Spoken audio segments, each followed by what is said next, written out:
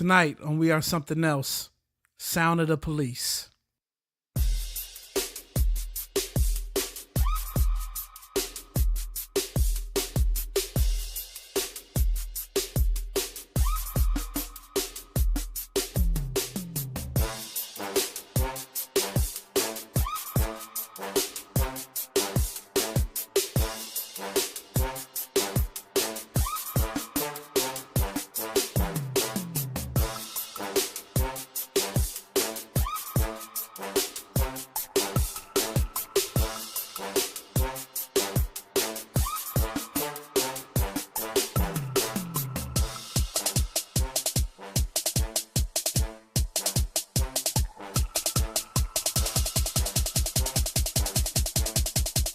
All right, welcome to We Are Something Else. We are something else. Episode 6. We're in here, man.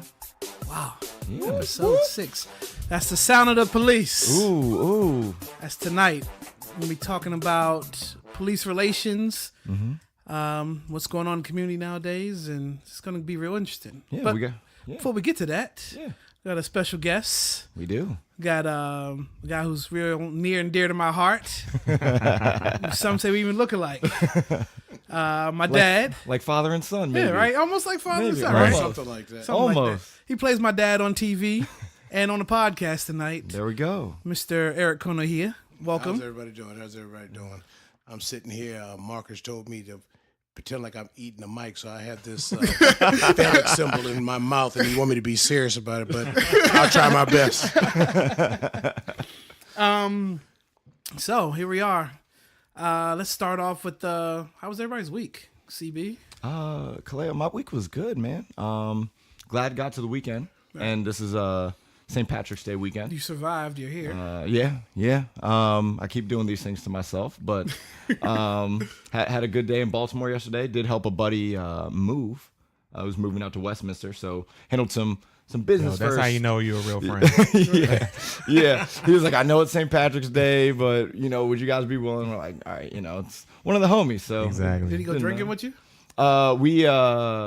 We drank while we were moving everything. You are something else there. Yeah. So did a little bit of that at like 9:30 a.m. Then got a little bit of food and then went on with the rest of the day. Got you. Yeah. All right. Superfly? Yo, man, it's been a crazy weekend. I've been busy. Like, I don't know what I'm trying to get our umbrella company set up. Plug it, sir. Hey. Plug it. The Plug it. auxiliary, Plug. the aux.com. We're getting our logo straight, the website up, recording new podcasts, spinoff shows. Then I took my family to the movies today. So we saw what's the name of that movie? Wrinkle in Time. Okay. But I left 20 minutes in because the middle child got an asthma attack. So I had to bounce. Oh, wow. That ain't... Doing She all right? good though. Yeah. Okay. she's Okay. good. Okay. Yeah. Okay. Yeah, she's good. Was she... You think that was her way of trying to get out of seeing I that wondered. movie? I was like, she's probably too bored. She just started coughing like crazy. Did she watch Black Panther with y'all the other one? We only took the oldest to see Okay. Black Panther because Spilled the drink. Because I was gonna say maybe she was just protesting. She was like, "No other movie's gonna be as good as this." you know what I mean. Like and like we don't really take them all to the movies because they all always want something. You know what I mean? You can't enjoy it. Right. That makes sense. And you remember what happened last time with Yeah, Black Panther? with the icy. Exactly. So. I was like, all right, let me, try to have some family time and try to, get them out there. But, struck out again. Okay. So I'll You catch get it an on. A for effort Catch it on iTunes. and an A for asthma. Exactly. I'll catch it on iTunes. What about you, Kaleo? Weekend was decent. Really just relaxed after getting off of work Friday night. Right. I went down to tried to go to my favorite spot, relax on Friday nights, and they wanted to charge me to get in. And Probably shouldn't plug the name. no, I'm not. I'm not going to say that crap. Yeah. Don't Leave give him it, that 'cause- satisfaction. Because there's also a song associated with that place, and I'm just whatever. That's a whole nother movement I don't want nothing part of. But let's talk about, before we get to the headline, there's a couple stories I want to talk about. Let's talk Jay-Z and Beyonce on the Run 2. Yep. So the whole world is going crazy right now for these On the Run 2 tickets, and got to be the first one to have it. When they come here, they're going to be at FedEx Field. So it's going to be one of those summer stadium tours, in which gives them more of a reason to charge you out the wazoo. Right. Jack- Right Jack- around Jack tax up the time. price. Yeah. And this is my complaint. Okay, so I wouldn't have the big issue if we are not coming off of 444 where Jay-Z's rapping and preaching black wealth, black excellence, and saving your, investing The your ticket money. should come with a bank account. Exactly. A savings account. Exactly. Right. Because we're talking for nose in a stadium. You know what the 400s look like at the football stadium. Oh yeah. Those are 130, I believe, starting off at 130, and then to get on the field is almost I Absorbent, believe between yeah. 15 to 2. I believe You that. can barely more. see a football game at From- FedEx yeah, Field so- in the Yeah, 400. right. Exactly. Yeah. Jay-Z. Exactly. Oh, I'll go to the man. barbershop the next day, and the guy will have it on DVD, and I'll do it that way. Yeah. Or HBO is probably gonna shoot the special, and it'll be on TV, and I'll see everything. Yeah. Who's pushing the tickets? Rock Nation. Rock probably. Yeah, Nation, their through own company. Rock Nation? Yeah. Rock Nation through Live Nation. Live Nation. I'm in. Yeah. Well, Same person. The plug, The, ladies the, and the, gentlemen. the company that plug runs network. it, they own the Live Nation. This just in. We Are Something Else is going to be at the On the Run 2 show. And we take back everything we just said. We're going to be there and we're going to talk about the show. It's gonna be amazing. It's going to be amazing. It's gonna be really amazing. fantastic. All right. So we're there. So look, We're there. Marcus. Yeah. So I was look at the bottom email address. And then look at the top where it has the. So if you're live with us Gotcha. right now, we're plug. pulling out plugs and secrets Oh right my now. gosh. So yeah, hopefully we'll have a post show from there. It's this summer. So, you might be in South Africa. It's possible. It's possible. It depends. It depends. We'll take care of you though. Yeah. We'll do you justice. I mean, yeah. Sisters Okay. getting married. It's kind of a big deal. Oh, Justin's so social media. Let's get to that before we get all over the place. Mm-hmm. We Are Something Else. WERSUMTHINELSE on all platforms. Everything. That is Instagram, Facebook, iTunes, and now on Google Play. Google and Play. Spotify. Yeah. And Just Blaze says, "What up, fellas? Yo, what up, bro? What up, Just? Great show Hey, last hey. week." Yeah. Yes, sir. Shout out Just. When we do for the soul segment, you're gonna want to see what's on these feet that's around this room right now. I'm gonna just tell you that. So let's talk brackets real Yeah. quick. Ooh-wee. Did anybody have UMBC taking out Virginia? Yo. I doubt it. Right? Nah. Warren Buffett's $1 million is safe. I don't even think anyone at UMBC had UMBC. No. So, No. it's silly. And then somebody else lost too, right? Arizona lost. Arizona. There That's was who a it was. loss just before this, right before we start recording tonight So, too. I couldn't there tell you is, what it is. something in the air. Yeah. 'Cause I'm tired of seeing the same teams do it anyway. So, but you know what? I will say, let's go North Carolina. They lost, They lost. right? Or Or did No, they? no. They won today. Or yesterday. I'm Or Friday. only rooting for North Hold on, no, Carolina they played today, because they They North Carolina's Jumpman sponsored, right? Right, So right, yeah, right, we're gonna shout out to North Carolina. Oh, yeah. Yeah. I was actually hanging with my homie earlier, who's a Chapel Hill Nice. graduate. Does it count to string a bell with the UMBC on the wire? That's what everybody. That's what I keep saying that too. I mean, it's funny because Towson beat UMBC this year. So does that mean that Towson is therefore better than? Wow. Oh, wait a minute. I'm This actually just in. literally just reading that North Carolina lost. to North Texas Carolina A&M lost right right now. now. Oh my What was the gosh. score? 86-65. Wow. They got blown out. Dang. So for all of you watching the podcast right now on Instagram, this is new news. But on Friday when you listen to it when it comes out, Yeah. you'll be like, Golden. duh. We're like, Yeah, oh exactly. yeah. Oh. But anyways, so let's get to our headline. Interesting headline. Let's do it. So it reads: human remains found on a ranch in Florida. Right. So I'm Florida. Something crazy going paraphrasing this whole Yeah. article because it went really deep. But so apparently it was a guy. I can't remember his name, but he went missing, and he's a normal at this poker group or whatever with his boys. And I guess after a year or so of missing or not seeing him, his boys reported him to the police that he's missing. And it's unlike him. We haven't seen him. Haven't heard from Jim in a while. Yeah, a year. Okay. So, yeah, exactly. Yeah. It takes you that long to figure out That's your why friend is it's missing? funny. It's not like 6 months or something, or even like Not like They they weren't missed exactly him looking for the him. next week. Right. He's been missing. I haven't seen him since last year this time. Exactly. They're like, what's that guy who used to play cards with us? Yeah. You know, every Wednesday? we used to get a lot of his money. Like, Yeah, well, where's we he got to at? bring him back. So they reported him. And then the cops go out to the ranch where the guy lives. His wife answers the door, who is remarried That's at odd. this point, right? That's His wife very is odd. remarried. And He hadn't turned up missing yet. There so, he- and the cops were like, father. ma'am, have you, we're coming to do a welfare check on your husband, blah, blah, blah. And she's like, well, He's fine. Right. yeah, well, haven't seen him. And so the new Okay. husband's around or whatever, and I guess they question him too, but so they bring dogs out to the ranch. Bring the dogs out to the ranch. The dogs hit on a cement like patio or balcony, whatever it is, in the backyard. And the lady told the cops, I'm gonna need a lawyer and I need you to leave. Ooh. Only in Florida. So needless to say, they come back with the warrant. They dig up or dig through the concrete and human remains are found. Wow. So, Wow. and the irony of this is there's a wedding photo of the wife and the new husband getting married on top of the cement Yo. pillar in the dancing on top of it. in the backyard. Oh my gosh. That yo. takes an extra kind of sick. Oh, that's some savagery that you like never even What's love heard got of. to do with it, man? What's love got to do with it? Wow. Wow, man. Man. But because it's from Florida, that's the only reason why I'm like, yeah, that Yeah, could it makes totally sense. That's happen. Exactly. Florida, right? What part of Florida was it? I just got back from Florida. What part of No, Florida? it was like some small. I'll look it up. It's one of them off to the side parts Right, of Florida. right. So In the boonies. in the type deal. boonies. Well, speaking of Florida, the bridge collapsed, which is Yeah. tragic. Prayers Yeah, up, man. Yeah, Yeah. yeah, definitely. Super tragic. FIU. They said the lead architect had warned the city a week or so beforehand that there was a crack in the bridge, Wow. and they did nothing about it. Wow.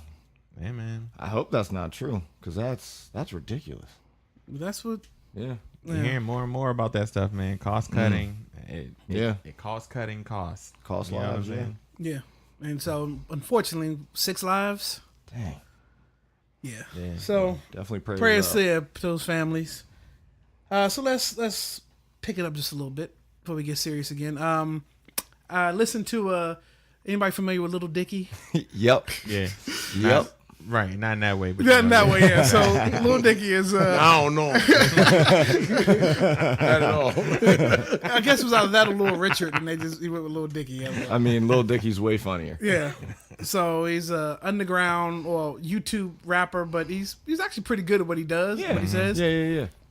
But he dropped a song Chris Brown called Freaky Friday, Yo. and for them to, the video's actually funny. It plays on the "I wish I was somebody else" kind of thing, and they switch sides.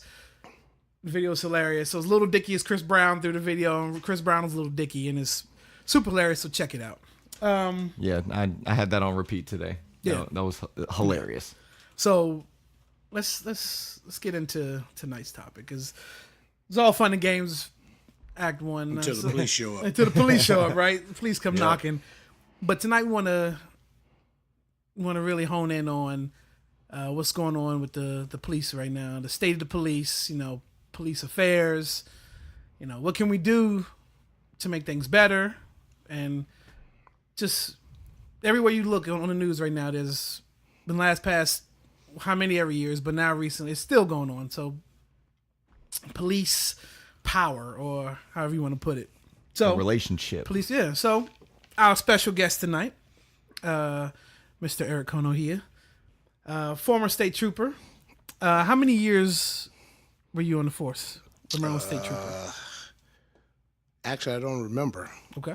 I don't remember because when I transferred into narcotics division is where it gets kind of blurry. When I left in 2000. By the time we finish the show, I'll know the math. Okay. Yeah. Okay. Let's start with the basics. What was the academy like? So when I went to the academy in 1982, the state police, Maryland State Police, was known as the hardest academy to go. 6 months you lived there. You could come home on the weekends if you hadn't accumulated too many demerits during the week.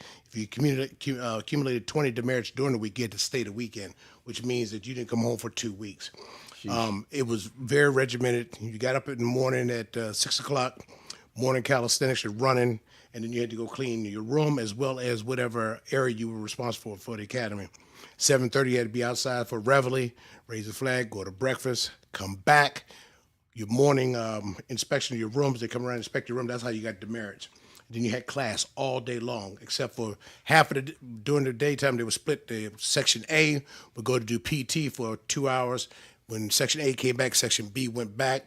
Then you finished off your day. Your day was done about 6 p.m. Then you went to dinner. Then you studied all night long, had to, whatever PT you had to do that night. And that was for 6 months. It was 6 months. So the academy was pretty regimented. I tell you, I think that for a woman knows when she becomes, a girl knows when she becomes a woman. Mm-hmm. It's a very dynamic period in her life, right. that she knows that she becomes a woman. Mm-hmm. A man has to go through degrees of points in his life where he knows he becomes a man. Like it used to be the military. Mm-hmm. After you came out of the military boot camp, you knew you were a man. I knew I was a man when I came out of the academy. I was at 21 years old. I was doing man shit. Mm-hmm. I had more power at my hand than the president had because I could stop somebody's civil liberties just like that. The president can't do that, and I knew that. But I knew also that with that kind of power came a lot of responsibility. And I think that where we are back from the 80s to now is, number one, the training has lacked. We don't have police officers being hired that have a relationship with the community that they're being hired to protect. Mm-hmm. So there's a disconnect between the officer and the community he's protecting, as well as the selection process. When you lower the standards, you get what you pay for. That's true. That's true. Right. How much responsibility does the community itself have around setting the parameters unto which they want to be protected? So from it depends on if you have smaller communities like Bowie. Mm-hmm. Bowie has its own township. They elect their own chief of police. Whereas when you start going to PG County, mm-hmm. that's an appointed position by the county. You have no say in that. Right. What you do have a say in is if you want more patrolling in your area, and they'll come around and look at the area statistics in there, they'll do more patrolling. But you have no control over how they police per se. Mm-hmm. That is something that's done by the Maryland Police Training Commission. Certain amount of hours, a certain amount of hours in different types of training. You have no control over that. But when you start getting into smaller townships, you can pretty much mold the police how you want them to be. But from a larger police department, you have no control over that whatsoever. Right. And even when something happens and you complain about how they're policing, you can complain all you want to. They may do a little bit of massaging, mm-hmm. but they're going back to policing the way they police. Right. Do you remember how many were in your class? We started with 72, ended with 48. Sheesh. We had 15 people leave the first night. In the cloak of darkness. Damn. I guess that's kind of how that stuff goes, though, right? Look to your left, look to your right. Yeah. Somebody ain't gonna be here. Right. We're gonna know kind of soon whether it's for you or not. Yeah, and the thing about it was, my father, he did. Before I left to go up there, we had a orientation. I went to the camp 2 days after my 21st birthday. So the night of my birthday, we had orientation. We went up there, and they had all the instructors were up there, and it was just mean mugging everybody because it was a quasi-military organization. My father on the way back, he said, "Winners never quit, and quitters never win." Mm-hmm. That's all he needed to say to me. I said, "No, they're going to have to kill me to come back here and I graduate from this." Right. And I would call them at home every night just to get some, enthusiasm or for him to boost my morale up. Yeah, exactly. But that changed my life. Yeah, that changed my life because I went from my parents' kid to 6 months later being a man, and you could tell. I was telling you on your podcast mm-hmm. that my whole family changed once I came out the academy, and I was legitimately the man with a police car out there. It was a total different perspective around the Konohia family. Mm-hmm. Now, what's some of the things that will disqualify you once you're in the academy? Cheating. Off the top, cheating would disqualify you. Now, if you in our academy, if you got a D, you had one retake, and you had to get a C or above in order to do it. So if you failed the test twice, you were out of the academy, and they didn't play. Disciplinary stuff was huge with the state police. By the time you came out of the Maryland State Police Academy, you would write your mother a ticket. if she was wrong. That, I mean, you were a mold you. mean son of a bitch when you came out there, but professional. Right. Can I ask, like, so what kind of techniques did they do, if you can divulge some of that stuff, to get you in that mindset? Like, you know what I mean? Because you have to be. They have to have something that causes you to kind of. Oh yeah, so it was easy. The way that it was on the borderline of pledging, and I pledged Omega, so I know what pledging looks like. Right. So if you're down the hallway and you're on break, and in any state trooper or instructor or civilian walking down the hall, the first person that sees them has to scream, "Stand by." And you got to slam up against the wall, and you're doing that all day long, to the point when it's time for break, you don't even go out in the hallway anymore because they would literally walk up and down, and you do that all day long. You become programmed to do certain things, and then with the constant regimen of getting up certain hours of the day, and then waking you up in the middle of the night, running you in the middle of the night, you take on a personality. When you're done, nobody can F with you. Right. There you go. And so they know exactly what they're doing. But specifically with the Maryland State Police, there was a high attention to professionalism. They went along with it. So you dressed the part, but you didn't want to mess around. We just have a saying down in Waldorf when I came at the academy: one riot, one trooper. Right. If there's a riot, we're sending one trooper. He'll take care of it. Real quick, There we go. for those who watching, we're on Facebook Live now. So those who just tuned in on Facebook Live tonight, we're talking about police relations, the state of the police. Winnie Ryan's just chimed in. Winnie, you might want to listen to this one. Hey, Winnie. Winnie, our special guest is my dad. We're talking about the state of the police, where we are today in She's the retired community. Maryland State. And so just chime in. Thank you guys for watching. Yeah. So when you first got to the academy, did they do everything they could do to strip you down from who you were? Oh, absolutely. It becomes inherent in just what you're doing. You don't wear your regular clothes anymore. They give you clothes that a uniform that's basically for the academy. So you've removed from the personal items that you associate with home off the break. Your stuff had to be ironed a certain way. Bed had to be made a certain way. They come in and inspect your room and, check for dust. You get demerits for stuff like that. The bed had to be made a certain way. So mentally, they were breaking you down from all the accoutrements that you had the day before. And then after 6 months of that, when I used to come home on the weekends when I came home, I would come to my parents' house. My father would fix my favorite dinner. I'd eat my food and run right to my room and close the door. That's how my mother said, "What happened to him?" My father said, "Leave him alone. I know what he's going through." Yeah. And I spent the whole weekend just regimented, getting up in the morning. My father was up, and I'm out in the street running. Right. You become regimented like that, and it was. I don't regret any of it. I don't regret any of it. When you graduated, did you feel like you were ready for the streets? I was ready to get out the academy. The first time they put you in a car with another trooper, they tell you, now you've learned how to do it in the academy. Now I'm gonna tell you how it's done on the streets. And you still take the principles that you learn within the academy, because there's certain rules that you can't break, certain things you have to fall, confines that you have to stay within. But just the je ne sais quoi of being on the street is much different, because you now you have to deal with real people. Exactly. The unknown. Yeah, but you've been dealing with instructors for the whole 6 months, and you either liked them not a test or you situation. hated them. Right. Now you got to deal with Miss Johnson in the street, whose husband's been beating on her. She's not the instructor. Now you got now the professional side has to come out. But if her husband comes back, now he's going to see that side they trained me to be. Right. So you got something? No. So before we get, I'm just go off topic real quick, but why do you think domestic violence calls are the worst? Because a couple things. The husband and wife, they tussle and fight. The wife calls the police officer, calls the police. Police comes there as soon as the handcuffs gets on that mail. Oh, I didn't mean for you to do that. Then she turns on the police officer. That's why most police, I know with the state police, and I would still assume that most of the local jurisdictions, you have to have two police officers respond to a domestic, because normally the partner who did the calling would turn on the police officer. And there have been situations where the wife has been there bloody. They go to arrest the husband, and the wife turns on the police officers. It's a dangerous situation. Yeah. And it's also passion. I mean, when people are, passionate about something, they aren't thinking clearly anymore. Yeah. You I just charged up. wanted you to come here and make them stop. I didn't want you to arrest them. Yeah. That's my husband. We handle our business here. You're not leaving at the house with him. Yeah. I didn't call for all that. Do you Remember your first night on the street? I do. I remember my first week on the street. I remember the guy who was breaking me in. His name was Ben Hurdle. And Ben, if you're still around, I'm gonna tell the story.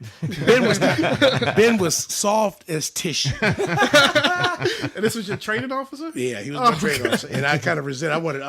I knew the guy that I wanted. The guy I wanted was Kevin Lambert. We're still good friends, and he may be on here watching. And I eventually wound up with Kevin Lambert. So Ben Hurdle was my trainer, and he was like, "Make sure you how many how many books of warners do you have?" I got enough. So he would go over the little teeny things that didn't even make any sense for me to learn the streets. And my first shift was midnight shift. So we got a call 10:32, which is man with a gun. Okay. We go to Bannister Circle in Waldorf. Yeah. Bannister, I know Bannister. Roll up in the car. First thing you gotta do, you can't get out of that car without your Stetson. I'm putting my Stetson, I'm looking in the mirror. I've been 6 months, I've been waiting for this Stetson to get on my head. Mm-hmm. Get out the car, pow! I take that Stetson, throw it off. Because now you can see the silhouette of that. Yeah, exactly. So the door's open. We can hear shots in there. So we go up to the house. A man, a woman, and a girl sitting on the couch. And this is where the calls come from. They're watching TV. I said, shots fired? He said, yes, my wife in the bathroom shooting the shower curtain. What in... What? Did I wake up and wait? Just target practice? No.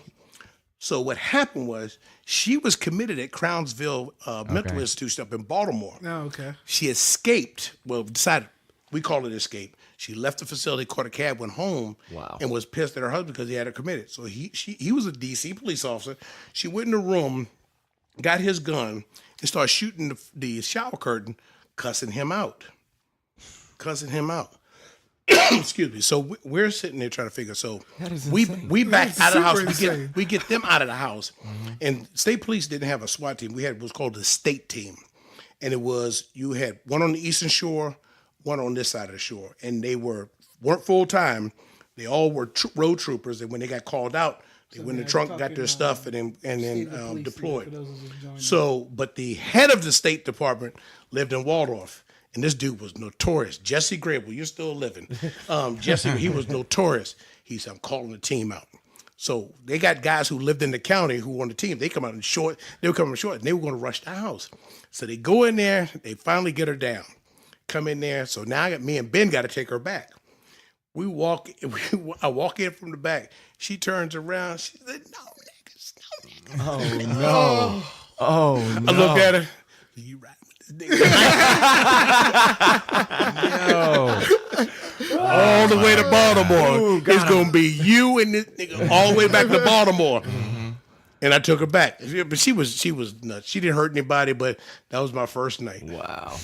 That's memorable for sure. Yeah. So Ben left. Ben went home early and had to change his underwear, and then God dang. Can't train you for that. Emotion wise, do you remember how like that night went for you? Like where the range of emotions from like fear to excited to... You know what? No, I don't think that I was ever scared. I mean, the funny thing about it, if you reverse that back about three weeks prior to that, the last 2 weeks at the academy before we graduated, we all had to do what's called field training. So we were basically assigned to a barrack throughout the state for 2 weeks. And I stayed at the Frederick barrack. So for the last 2 weeks, we're riding around with a trooper. We haven't been sworn police officers, but we got guns and everything. We're riding around. For 2 weeks, nothing's going on for me. Everybody else from my academy, they're getting all kinds of exciting calls. I'm riding around writing tickets, working radar. The last day, I get a call for a motorcycle accident on Route 70. Ooh. Pull up on the median strip. You had the the guardrails going on the median, and I saw the motorcycle on the side. This is when Maryland didn't have a helmet law. Wow! I was like, "Is that a leg? There's the other leg. Ooh! There's the arm. There's the other arm. Is that Herman? The top of his head was gone. Wow! The trooper I was with, he says, "Take the pictures, turn him over, get his license." Savage. Wow.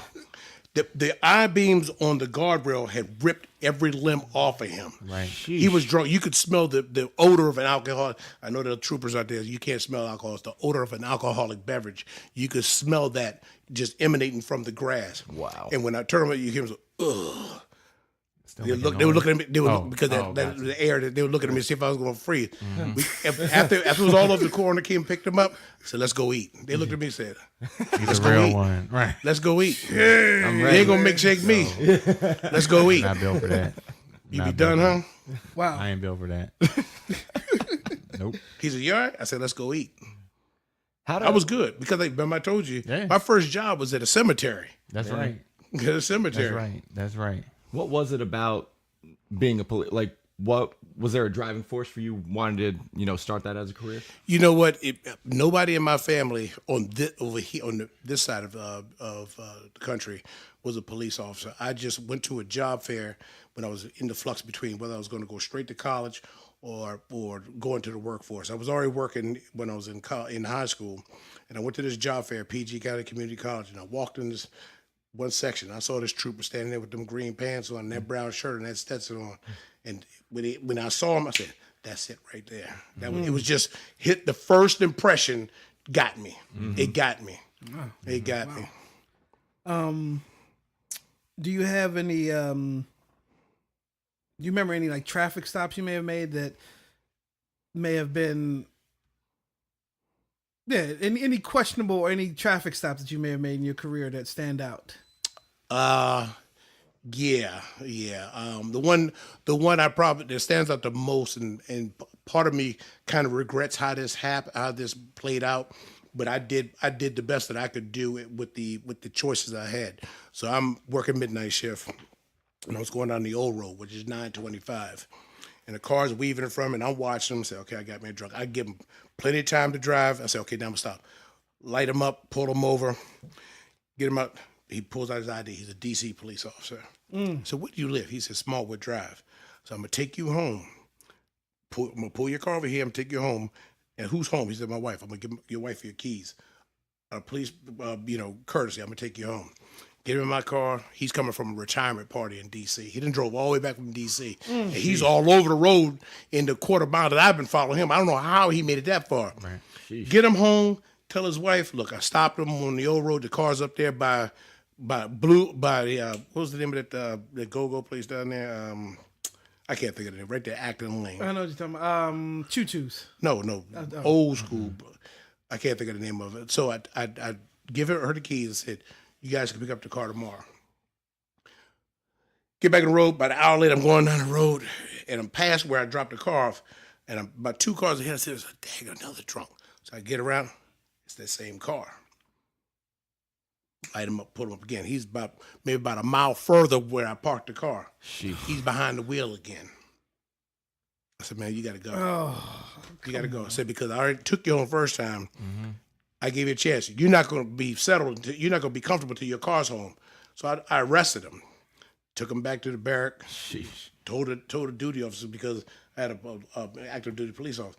His supervisor came down. They took him back up. I don't know what happened to him, but I kind of regretted it. But I also knew that if I'd allowed him to continue on, he was eventually going to get that car. And if he'd have killed somebody, that'd have been on me. Right. Right. That'd have been on me. But that was the first traffic, the one traffic stop that I had that still remembers. But that's not the one that haunts me though. There was an undercover case I was working where they had a PG County police officer accusing of planting drugs on kids. And I don't know if you guys remember back in the 90s, a star running back out of Forestville died and had ingested a bunch of crack cocaine. They said that they knew he would have never done that, but they thought he was forced into doing it. And Homer Avenue used to be the hot spot in PG County. So there was allegations that one PG County officer was dirty. So their internal affairs calls our unit, said, "We need one of your undercovers to work this case." So, of course, it was me. Get in an old beat-up Volvo, and I'm riding down Homer Avenue. I get out to Homer Avenue. I already know where I'm going to go. He pulls me over. He said, "Where you going?" I said, "I'm going up here to see a friend." "What's your friend's name?" I told the person who lived there. He said, "Come over here." He started searching me. He said, "What's this?" I said, "That ain't mine." But the other guys on his unit knew that we were targeting him that day, so they were there to protect me. Right. He puts me in the car. Now he's going to take me over to Old Seat Pleasant station right there off of Addison Road and Central Avenue. All the way down the road, he took this stick and he jabbed me in the side. I said, man, you put that on me. That wasn't, he said, we get to the station, they take me downstairs, put me in the holding cell, and I'm waiting for eventually their internal affairs to come down and release me, take me out the back, and we go over to Clinton so I can write my statement. He got put on light duty. He was working at their records section right off of Central Avenue, right up the hill where the old Central Avenue drive-in used to be right there.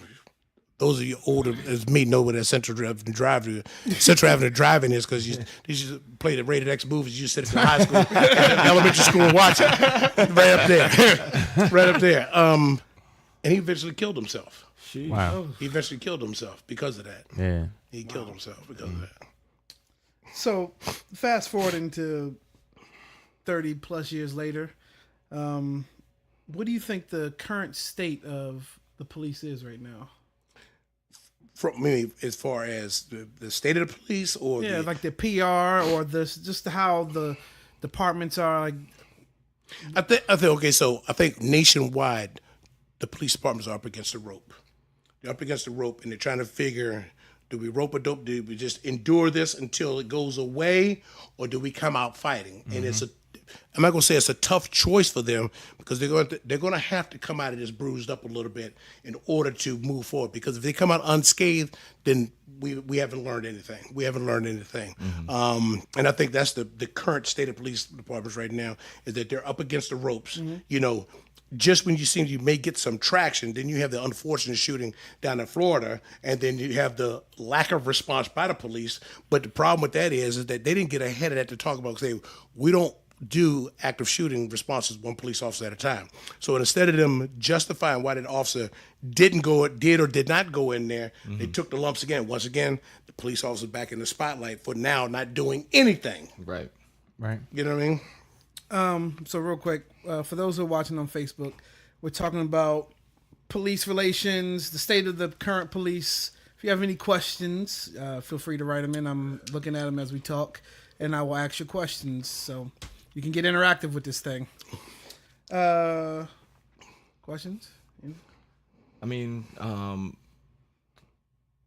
was there any part of your career where it was like maybe like a spot that you had to like fight through, some adversity that you hadn't experienced at the time that really tested your will? For me, back in the 80s, the biggest thing was that I went to a barrack that was predominantly Caucasian? Very pro-Caucasian. Okay. Very pro-Caucasian. And I think I told Marcus when I was there that it was four or five other troopers there, but I was the first non-white trooper to get his first stripe on time down there. And it caused some resentment from some of the other black troopers down there that were there well before me.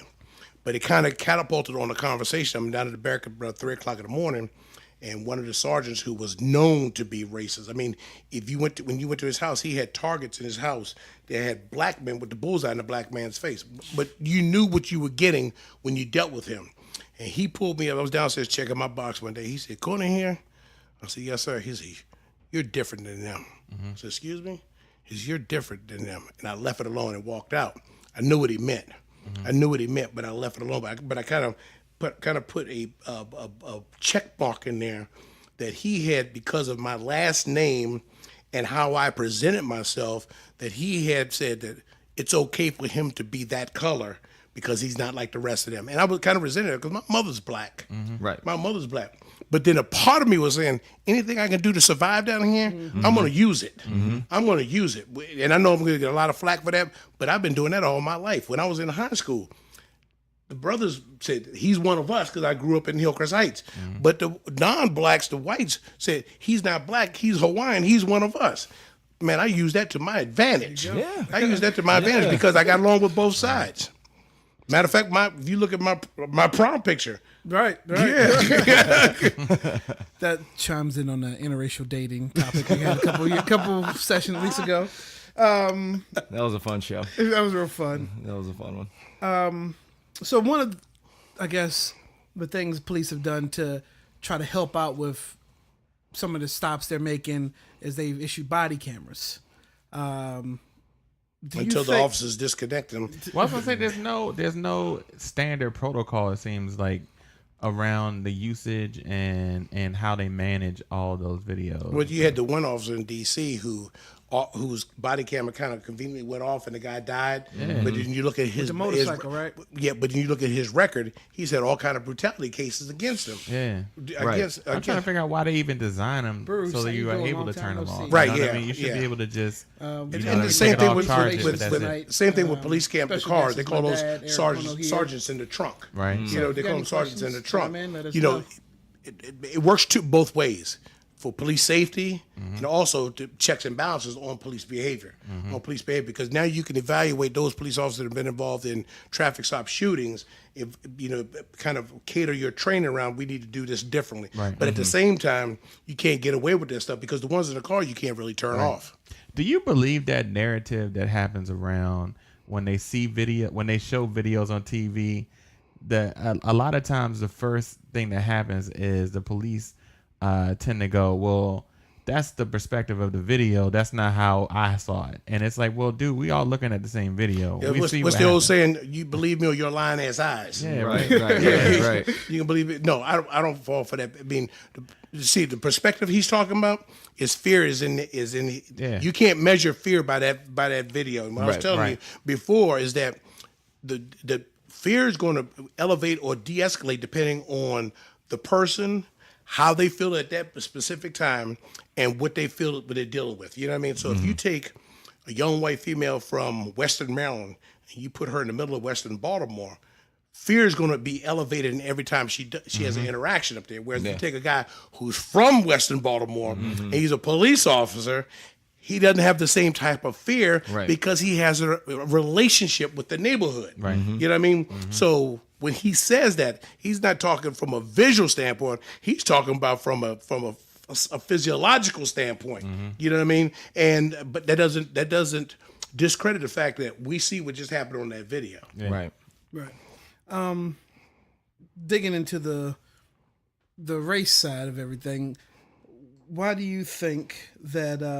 First of all, going back into your day being on the force, were black people always not targeted, but you were told to look at with an extra eye, like look any after differently. any different than any other stop. Nope, not down in Charles County back in the 80s. No, because back then you had, even though the department was predominantly white, most of the rest were white because the county was predominantly white.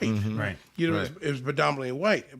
You know, conversely, if you go to inner city, the majority of arrests are going to be black. It's not because they're targeting black; it's because the crime is being done by. But yeah, fair, exactly. yeah. Yeah. Population. point. Yeah. With what we've seen on the news and a lot of the innocent killings, or maybe we'll use the word innocent, or just killings that probably don't need to happen, where you can looks like they could have de-escalated the situation a different way. Where do you think those go wrong? How do we get from pulling someone over to another victim? Okay, so I understand your question, but I think it's so broad that I have to break it down in a couple of segments. Number one, I think that it goes back to having proper training on the job, getting the right people in those cities where they're working. If the police officer or woman does not have a relationship with their community, it's always going to be an adverse interaction. There's nobody can dispute that one way or the other. We can argue till the cows come home. If you don't have a relationship with that community, you don't have a vested relationship with that community, you don't have a vested relationship with the person you're dealing with.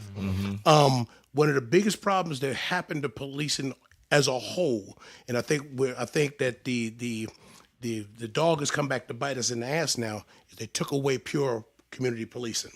When the guy used to walk the street in his beat and everybody on that street knew who he was, to the point that he could go to their house and have lunch at their houses and alternate between the neighbors in the corner or the shop owners down the street, because he was a part of the community. He was a part of the fabric of that community.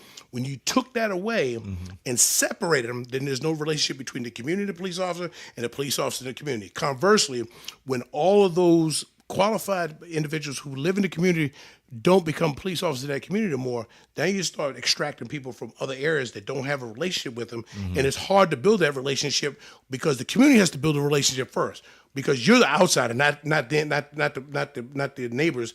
The police officer, the outsider, and so that gap has to be bridged. But once they took away pure police, community policing, it went south. And I think that trying to revamp that community policing is going to be tough if you don't have someone in there that has a vested interest in the community that they're policing. Right. Well, like, one thing that kind of strikes me is that, you know, you go through the academy, you go through some stuff that really builds up character and resolve. Like, why all of a sudden are these people so afraid? You know what I mean? It's like you always hear about fear. But you got to remember, that's a controlled environment. You're building character with people who you know there to protect, there to cover your back. There's no opposing forces in the police academy. It's an environment that's like playing owned, football. It's like football Still practice. controlled. practice with your own team. Right. Now you got to play those big guys coming down there from Western Maryland, who the youngest guy on the team is 6'7". It's different than practicing with Billy, who's only 4'5", and I'm running over him every day. Right. You follow what I'm saying? So now the anxiety starts to kick in because you've never met that type of that adversary before, or implied adversary, because you know this particular block has had 25 shootings last week. Now you're gonna make me walk the street? No, man, I'm from Podunk, Maryland. I don't deal with this kind of stuff. So the fear becomes elevated. And I was telling Marcus last time that what we have to do is they have to expand their training for this sensitivity training, because if the only tool you have in your belt is a hammer, you'll see everything as a nail. Yeah. Do you remember any kind of sensitivity training you received? No. They didn't give us any sensitivity training back then. It was none of that. I wonder, maybe you have the answer to this, maybe not. I'm just speaking out loud. What kind of sensitivity training they receive now, if any? I mean, It's one of those things, like, because you should feel that they shouldn't have, that shouldn't be a requirement. Like, you shouldn't have to have that. It should just be inherent that, you know, it wouldn't be necessary. Right. It's supposed to be protect and serve. So the question I'm going to ask on the outside, do you feel protected and that they're serving your best interests? Oh, absolutely not. Sorry. Unless I need them. Like, I never. See, but let me ask you a question. Where I've had to call the police. Let me ask you something. Let me put it this way. Yeah. Let's say that your house, police relations. you have somebody suspicious walk around your house, and you call the police. Things we can make. Are you feeling comfortable that police has to come to your house first anyway? Yeah, no. My right. dad is right. So there's the serve might part. mistake me for the person.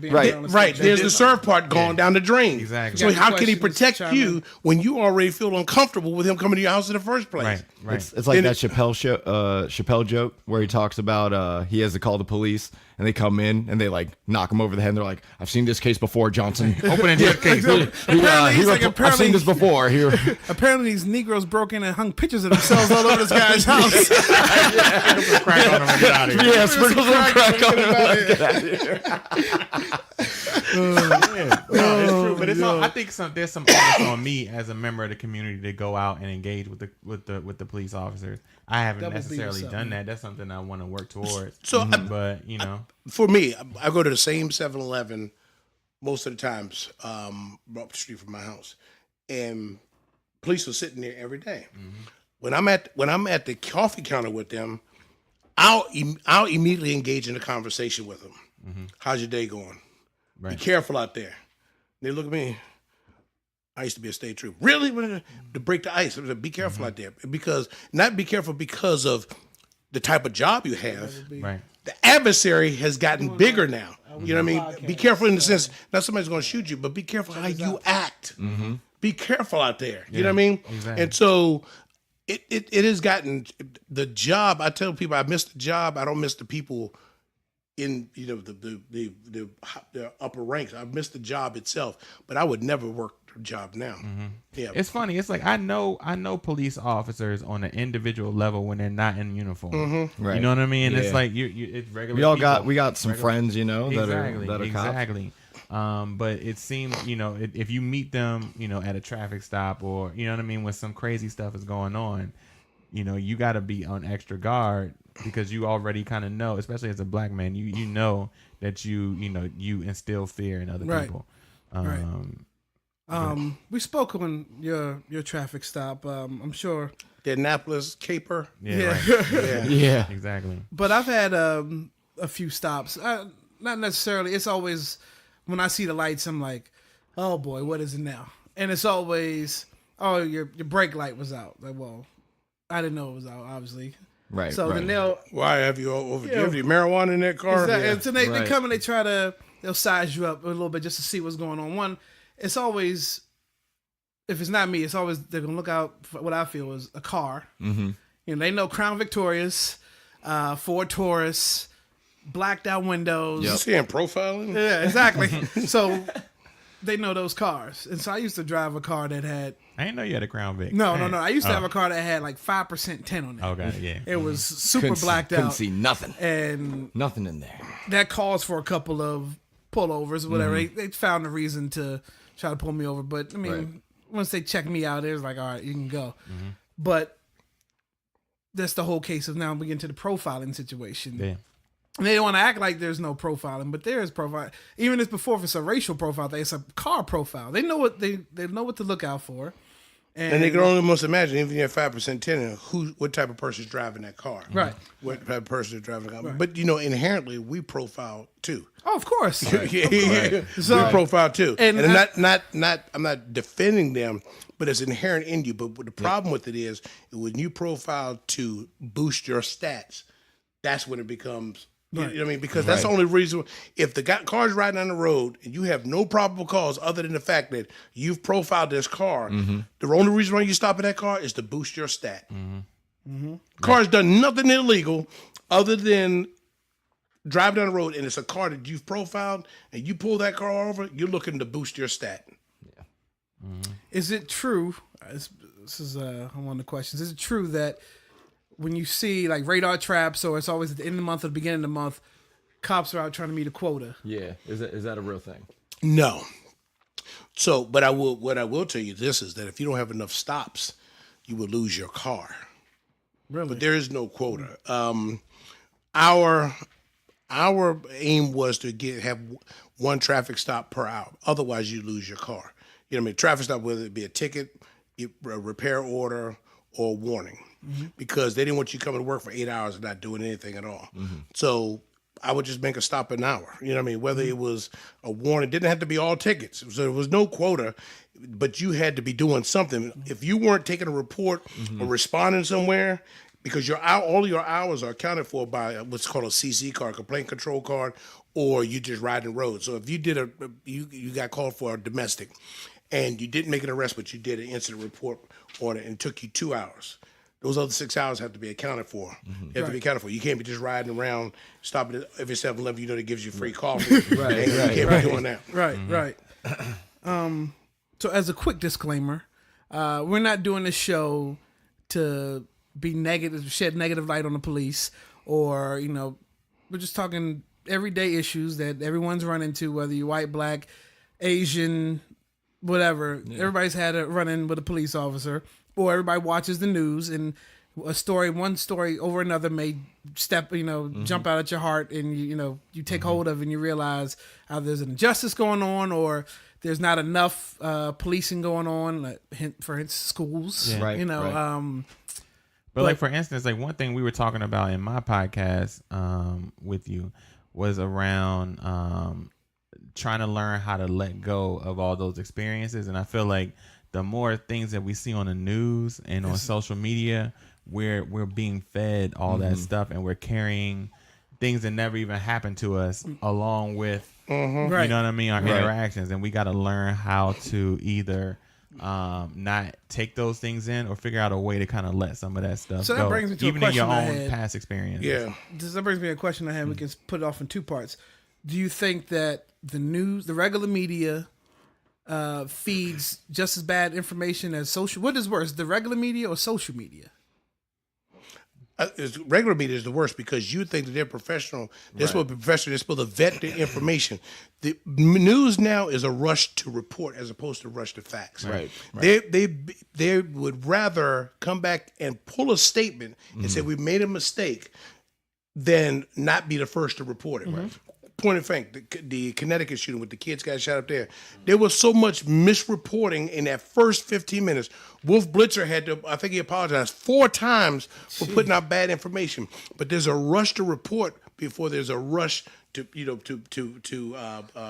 get facts. It's like and the I think shoe game. social Everybody's media. got to be the first to get them. Right. Yeah, because right. they're trying to compete with the internet. But if if social media is social media, you can't take none of that serious. Exactly. You can't take none of that serious. But do you think with social media how now we're seeing hands-on footage from people at the scene or people nearby putting these traffic stops or whatever and shedding a light on cops on their phones, do you think that has helped with something that could have gone wrong at the stop, or will that make police officers second guess now that they're being filmed? It could be, but if you look at a lot of the ones that are being released, there's one going around right now where the guy won't put his hands behind his back, and the girls tell him to get down, let him go, and then they wind up putting her in handcuffs too. I don't know the circumstances that happened before that stop, and I don't know the circumstances of what as a result would happen. For all we know, they both could have been released. I don't know, and I don't know what happened up to that. So it's hard. I can't second guess. I do know that during that time of the interaction, there was probably a couple shots going on down there. They were probably a little bit unnecessary, a little bit excessive. But if he wouldn't put his hands behind his back, then you got to, Yeah. So I actually think it's good to be able to use your camera in a way to kind of protect yourself. I don't think it's good to consume that violence and inject yourself. Well, that's like when anything on TV now. Like they're force feeding us a lot of different things on TV nowadays, and we absorb it all. I mean, especially now with everybody, the situation's gonna be tense now, whatever with the police. And then they're feeding you more. There's another case here, another case there, and so now we're getting up in arms. And then that's what's getting the views. Right. It's the hot topic. You know when that whole that shift between keeping you away from that stuff, and all of a sudden we got excited about it. You know when that shift happened? First Gulf War. First Gulf War, when they started letting us see what those missiles doing. Right. And American, what they did, they put us in the back seat of those planes, and we got excited about that. Green glow. And then all of a sudden, the media says, "This is the new thing. Yeah, this is the new thing. We got to start showing because now we're gonna get all the ratings because we got the feed from the missile hitting the terrorist factory or whatever it is, and that's what at that point we got desensitized, and we love seeing drama. Right. I got a Facebook question. How difficult is it to address an incident where a fellow officer is clearly out of bounds in their actions on the scene?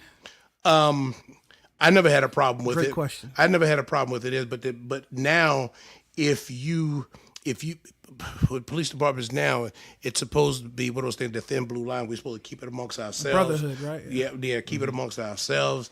But what happens is you become complicit when you don't do nothing at all. So I've been in situations that that's enough. You get in the car. Let me handle this because I don't want anybody to escalate the situation to a point where we can handle this at a lower escalation rate than somebody coming in and start swinging and then raise it to another level. We could get out of here all safe and sound. He's not hurt. We're not hurt. Right. Once you start doing that, then we elevate it. Right. Great question, Tony. Thank you for watching. Keith's on social media too. What's up, Keith? Keith Sweat. Exactly. Right. No. Angry Keith. Right. Angry Keith. Yeah, right. Angry Yeah, Keith. Keith, I know you got a works- question. Tell us why you mad. Keith, Metro. Keith's a Metro driver, so he Right. probably got a lot I of... know he pissed. He pissed off about a lot of things. Sheesh. We're gonna have him on the show. So I Just mad. I don't know if there's more so... It will end up being a question, but I think it's something we can all comment on. So let's take the Florida school shooting a couple weeks ago, a month ago by now. I can't remember the kid's name because I'm not gonna glorify his name. Right. But they saying that mental illness, and they a couple people said, "Oh, we saw this coming. If anybody would have done it, we knew it would have been him." Right. And then at the end of Typical. Exactly right. at the end of the day, after 17 lives were lost, where there's a picture of this clown being cuffed, alive. Right. So let's get that from one. I'm getting to a point here. Mm-hmm. So then let's go to Dylan Roof, Yep. South Carolina. the guy who shot up the church in South Carolina, killing a mass amount of people. Yeah. And that's black people with that too. So that was more not just a mass shooting; it was a hate crime. Yeah. Mm-hmm. Taken alive, right? Yep. And got him offered Yeah. Burger King. Yeah. Oh, you look hungry. You like you've been doing a lot of work. Let's feed you. Right. Okay. Right. So let's dial back to Terrence Crutcher. Okay. Terrence Crutcher Is that Texas? was at Terrence Crutcher is Tulsa, Oklahoma. Got it. Okay. Traffic stop. No, he wasn't even stopped. His car broke down in the middle of the road. He was flagging down for help. Then all of a sudden, there's helicopters surrounding the scene of Terrence Crutcher. A white female officer comes to the scene. She's on alert. Guns out, sir, get down. He's waving down because he's got a flat tire. Something's wrong with his truck. In the helicopter audio that was released, it was the woman's boyfriend or husband saying, "Oh, he looks like a bad dude." How can you see that from a helicopter? Okay, he looks like a bad dude. Right. Needless to say, Terrence Crutcher was killed right there on the scene. Let's go to Eric Gardner. Selling Lucy's. Lucy's are cigarettes. Singles. Yep. Whether it's legal or not, it was a minimal. I don't think it's a felony selling to Lucy.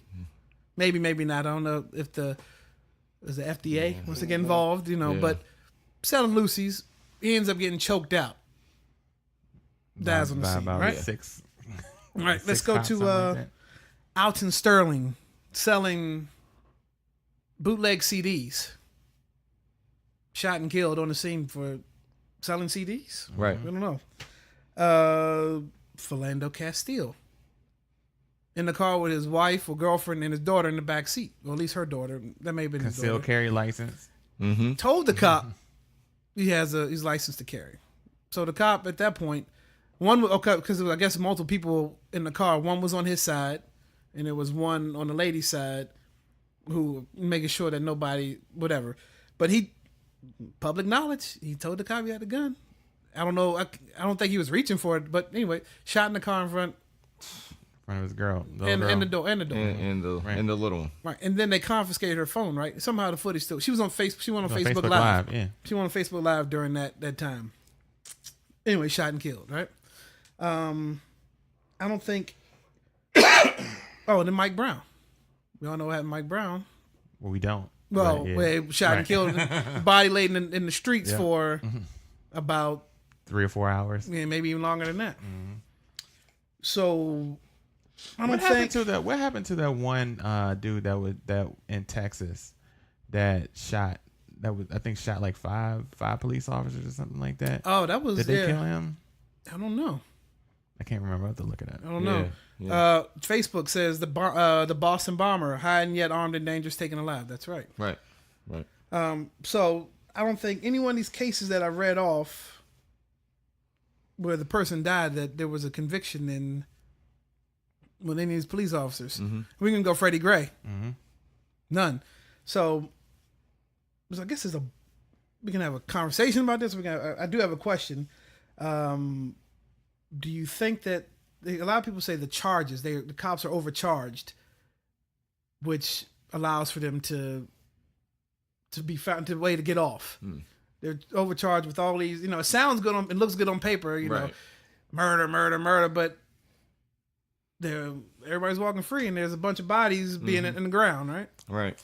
So let's do you think that they're overcharged? That's what start my first question. I think that some of those cases they were overcharged. I think that in some of those cases, like the one in Baltimore, that it was so politicized and the tensions between relationship between the police department and the prosecutor's department became a very adversarial situation that either way was not going to win. I think that case got politicized, not only with the prosecutor, but even with the mayor, police officer, and the prosecutor.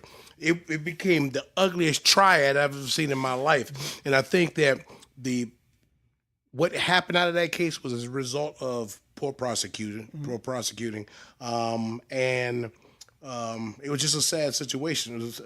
Somebody had to have been guilty. Somebody, right. With 6 officers charged, right? Yeah. We got all that craziness going up there in Baltimore right now too, with like the that corrupt Texas cops shooting, and all they that did kill stuff. the guy.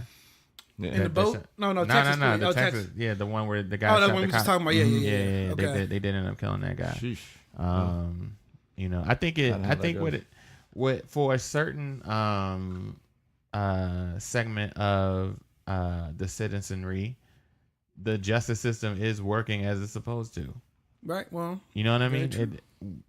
And when it doesn't, then you'll start to see change. So, for instance, down in Florida, people are going to either change the gun laws and or prosecute that one guy to the fullest extent. Something's going to happen because you have Caucasian kids in danger. Right. Well, that can speak out for themselves. And they speak eloquently. So, exactly. But then here's the question: what is your value of what change is?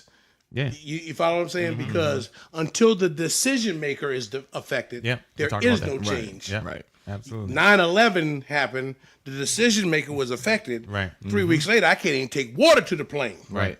Yep. Right. Mm-hmm. You follow me? Mm-hmm. So until the decision maker is affected, be careful what you're looking for when you look for change. Yeah. Right. Absolutely. 1 second, I'm responding to Facebook Live real quick. So there's a text slight, away. He's slight texting delay. to his daughter. That's what it is. No, I'm Facebook. I thought I saw your daughter's hair. No, I'm making sure our people are well informed of what we're talking about. Yeah. So okay, with the ones that are taking the live. Mm-hmm. Why? Why? I don't even think there's more of a question there. Why? Right. I mean, there is a common denominator.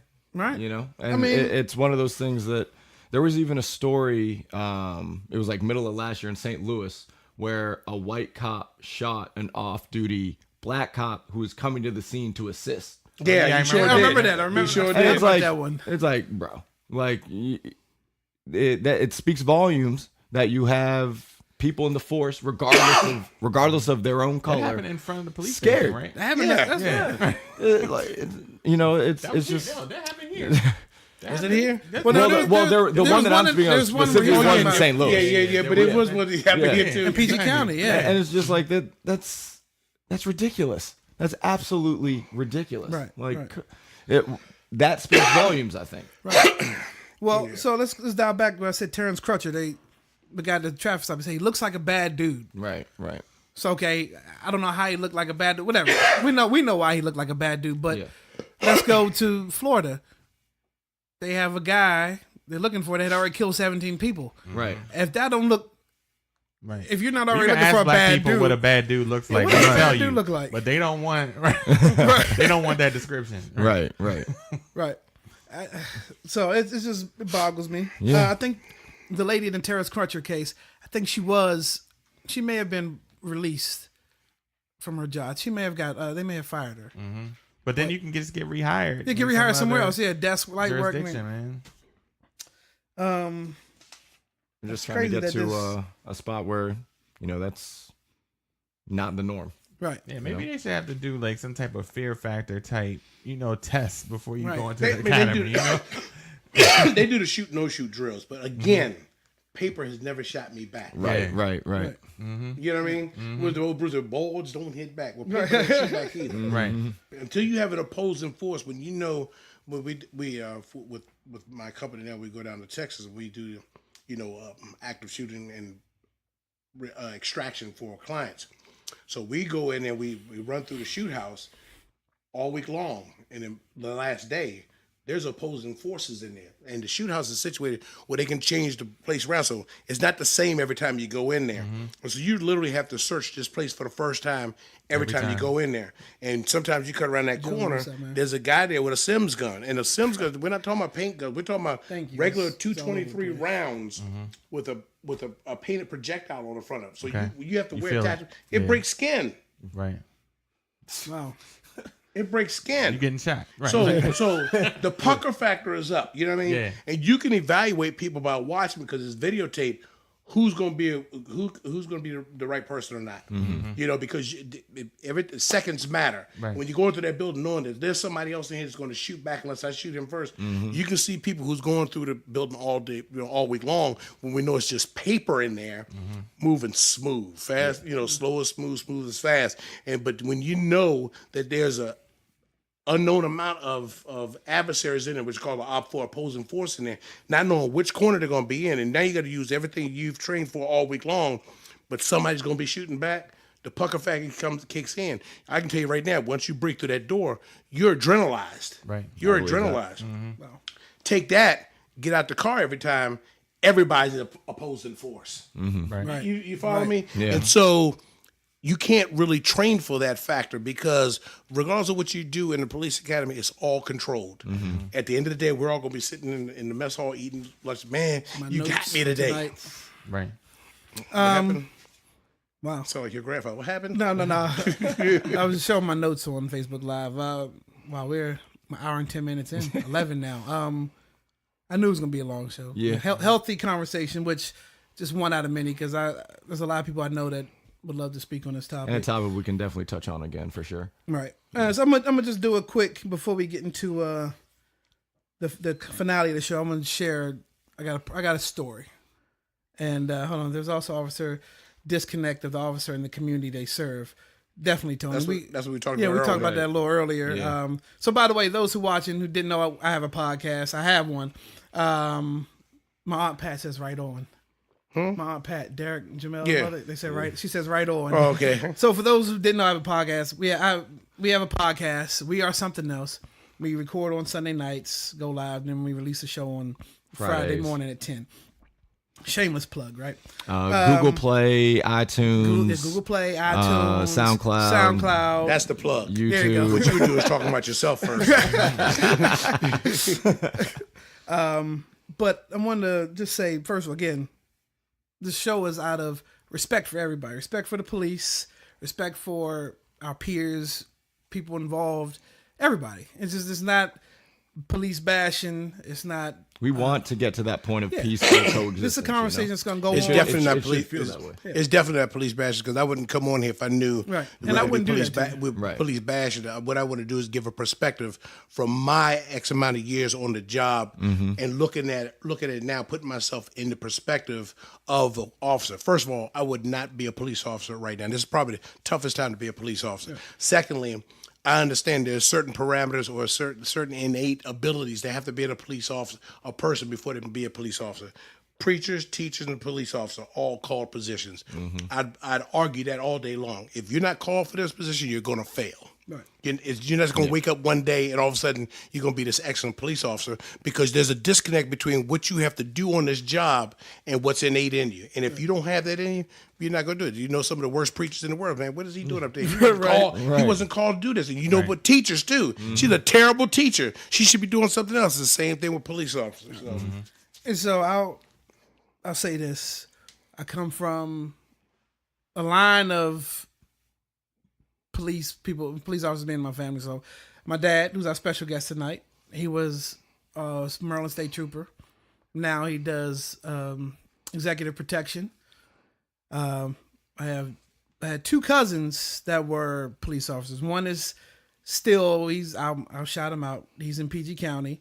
And then I had one that was killed on duty in Charles County. So, and that's tough. If you've never been to a police officer's funeral, one thing is it's the most beautiful thing you ever see because they do it right. Mm-hmm. But then it's also, man, it's tearjerker for any funeral. It's a tearjerker, but this is extra. Yeah. But my best friend now, he's in the process of trying to become a police officer. And then I got some really good friends. And his father was the second in command. And his dad, and my best friend's dad was Second the in guy in PG County. In PG County. He was the guy. So I come from a lot of respect to police. But share a quick story.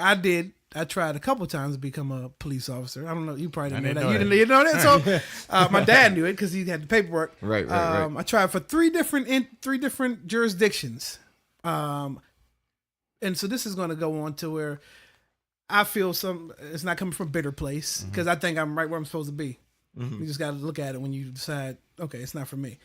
But tried 3 different times. I passed all the tests academically, physically, and I'm a big dude. And I put myself through hell training to make sure that I passed it.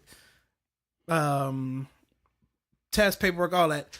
I will say when you get to the polygraph is tough to get through. They create a tough environment for you because it's just a simulation. They want to make sure, first of all, you're not lying in your packet. Right. And nothing to slip past because they ask you all kind of questions on those polygraphs. Okay, so you make it through the polygraph, right? And then it comes selection process. Okay, so you don't get picked. You get a letter saying, sorry, amongst the applicants, we felt that you weren't the right applicant. Okay, so you're thinking, so there's some other applicants out there that probably a little bit better than me, maybe physically or whatever, because I don't know exactly what they're looking for. Maybe they do. So then, you get into the situation where one of these counties that I went for, you hear a story, and this is what actually happened. One of those officers was arrested for multiple counts of child porn on his computer. An officer, a veteran, he'd been on the force for a few years. And I'm like, that just doesn't happen overnight. You just don't wake up, oh, I'm a pedophile. Or I do this or that. So somewhere along the way, this guy either passed the polygraph or they knew and he got pushed through because maybe he had some other set of skills that they were looking for. So that, and then there was another, same county, there was an accident, 2 teenagers speeding. They crashed into a pole and both died on the scene.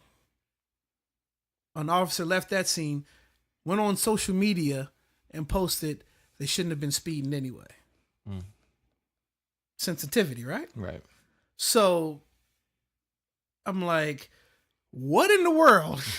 How are these guys making it past? How are they more qualified than me? Maybe there's some sort of like psychological profile that fits, and then those that just don't fit. Well, the thing with the guy with the child pornography, I will say that being on this job will cause you to start doing things you never would have done before. So I can't honestly say that he was doing child pornography before that, but I know of police officers who get into some wild stuff after they've been on a job because they need a new release. And the stuff they were doing before, tennis, table tennis, pool, doesn't do it for them anymore. Yeah. And they find release. I will tell you that when it comes to I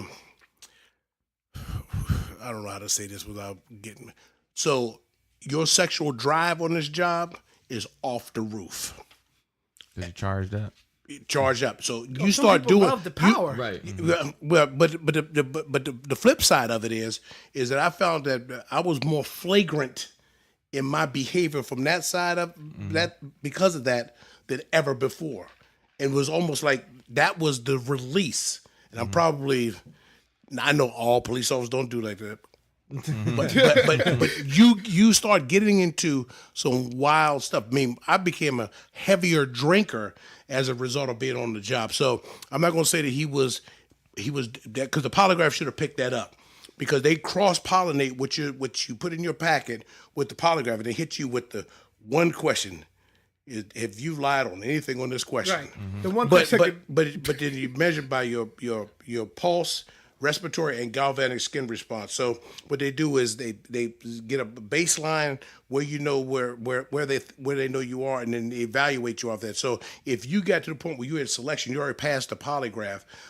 So whatever they were looking for at the time also has to do with is a lot of who's on the job. And my nephew is one of the applicants. Right. Was one of the applicants, and whatever the number is they were looking for, somebody may have had a more pull than you did coming in, but the selection process is tough. When I came on the job, I got selected right away, but I think the amount of people that wanted to be state troopers at that time was probably lower too. But I had 72 people in my class, and one of the other guys in my class went to high school with me. It was just the oddest thing. The two of us are from the same place. It's probably only 5 of us out of that 72 from PG County. Everybody else was from Western Maryland and the Eastern Shore. Right. I do want to touch a little bit on like the kind of mental health side of things, because it seems like, especially like I know this from police officers, also like corrections officers, because your industry is crime, right? You take on criminal dispositions. The best police officers can think like the criminal. Yeah. And as a corrections officer, you're technically locked up. Yeah, exactly. And you'll find that you're locked in a prison all day. And if you know corrections officers closely, you'll see how much their actions mirror what they and they start what they talking see the same way. Exactly.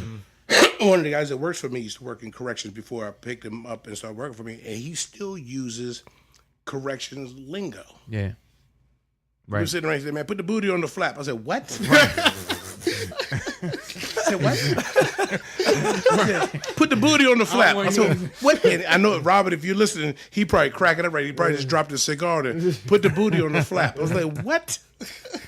Yeah, exactly. And, do they equip, or have they, I mean, maybe this is something that maybe they've started doing, but like equipping, officers with therapy or ways to deal, you know what I mean, with what they're seeing every day. So if they see an officer acting different, they'll have them see the psych.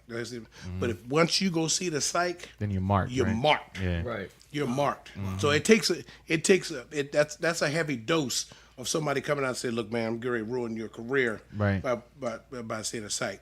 You always have to go through evaluation after any shooting. I've never been in that evaluation, so I don't know if that's just a push through to cover from any type of litigation or something like that. So I don't know what that process looks like. I just know that every time we used to have a shooting, you had to go sit down with the shrink and go through a post shooting. Do you think they should be marked though? Like, don't you think it should be a different mindset? Like we want our officers to have some type of, I don't know if I don't want to call it emotional intelligence, but like, you know what I mean, understanding of where they are mentally, because that should help. And I think so. But the problem with it is on the front end. What are you looking at? What do you see in me that makes you think that something's wrong with me? Yeah. You know what I mean? So from that standpoint, it becomes marked, because what if you're way off base and I'm just having a bad day? I don't feel well today. He said he's different. He's acting different today. Well, I act different than I did yesterday, depending on what time of day you caught me today. You know what I mean? So that becomes. But then at that point, when you start going to the shrink, they say, man, he's been seeing the doctor, right? And all of a sudden now your career starts taking a nosedive because somebody thought that you was having or you've been having a series of bad days. All right. Wow. I mean, any more? This guy right here used to ride in the police car with me. So let me tell you a story about him. I used to put him in the front seat. This is back when there's no, you didn't have to put the seat in the back. He'd be in the front seat with me. And we riding on the road. I'm riding around through Waldorf and put him in the front seat. He's drinking his bottle. And I used to watch cars getting off on the side. What the hell? Why are they pulling over? He used to turn the lights on. He was sitting like this. He used to do it all the time. I looked down and said, stop. He's like this. Cars were just pulling over the side of the road. I was like, why are they pulling over? That's awesome. Look at us. Those are good days. Right. No, definitely. Great conversation. Yeah, definitely. We went a little bit overtime tonight, but it had to be done. It was going to happen. So before we wrap up, let's do For the Soul real quick. For the Soul. Let's do it For the Soul. I'm about to run out and go get my. You gotta y'all been starting on me too do much. something again. You can put on one of mine. Right. I got some chords sitting on my bed right now. Hey man, if you need to go get them, I got the camera on me. So it's up to you. So what we're doing now is our For the Soul segment. We're also because we love sneakers. We're also we sneakerheads. love them. So we just do a poll of maybe something that we've got through the week or what we're wearing tonight. We'll post it on our IG. This is our first time on Facebook Live. Yeah. But so I'm just gonna go around the room real quick, and then we're gonna see what people got on there. What are those? We're gonna see what's going on right now. Let me rotate my camera. All right, so What you got on tonight, Kaleo? I got on some Puma Pink Dolphin collabs. Clear Soul is nice. Clear Soul, yeah, just Is fairly it suede? decent. Oh yeah, this is suede. Yeah. You got the pink back with the pink dolphin logo. Yep. My dad. It's got on Stunting on us. some heat. Yeah. It's got on some cement 3s, black. Hard to find. Wow. Okay. CB, what you rocking over I've there? had these for about 9 months. Stunting on us again, Rubbing right? it in. Oh, wow. I got some green Air Max 90s for St. Patrick's I Day. wanted those, man, So, when they first came and out. these also Still feeling got like festive? the clear bottom on them and everything. Still feeling This came festive. about 4 or I 5 see. years ago. I remember when those came out. Yeah. I mean, in the Superfly, we won't. Yeah, man. We're not You gonna don't do it get no again. more fly than that. Hold on. Oh, he wants But to. I did cop the Got the Air Air Force Dads on. 270 Okay. with the Those, okay. Yeah, that should be coming Dope. out, Those coming are to the dope. house soon. I like those. Dope. We got to wear them. Got At least, lucky. if you don't, I know we're in your studio, so at least have them on right Yeah, here. on Like if you don't, display. put them on display. If you don't want to wear them, you're comfortable. Yeah. Just do it that way. But yeah, I want to thank. I can. You know what I do is every week I'll let you bring in a pair exclusive. Oh God, Set set them on fire. Say maybe you feel good, right? Okay. Next week will be I'm back. I'm back. But we want to thank my dad, Eric Konohia, for Thank joining you. us tonight. Thank you very much, sir. Definitely great conversation. Absolutely. But again, let's we are something else on all platforms. WERSUMTHIN. We are something else. We are something That's else. SoundCloud. That's YouTube. That's Facebook. That's iTunes. That's Instagram. Google Play. And Google Play. Yeah. And since we did a lot of talking about another interview my dad did, so under our umbrella company, Yep. the auxiliary, there's another program, Superfly Pass the Friends. aux cord. And my man, Superfly TNT, did an interview with my dad Yeah, probably it's about 3 weeks ago, 4 weeks ago. It's a great interview. It's going to take you some time getting through it, but it's all knowledge. And it's Absolutely. definitely I listen to it. And then It actually went blank on us Yeah. when we were getting into the deep stuff. So I didn't really get a chance to share with him some of the stuff I was going to share with him. The But thing crashed. we Gonna have have that that round round two. interview. round 2, We yeah, have definitely. to do the round 2. So check out Superfly Friends. We post a link every week on our stuff, so you can check out our show producer, Mr. Superfly TNT. But I think that's it, gentlemen. Yeah. Another good show. Yeah. So for all the officers that are on duty, be safe out there. Be smart. And I think that's it, man. Yeah. All right, we'll see you next week. Episode 6. And all those who are not officers live to fight another day. Here we go. There we go. All right, y'all. Peace. Peace. Peace.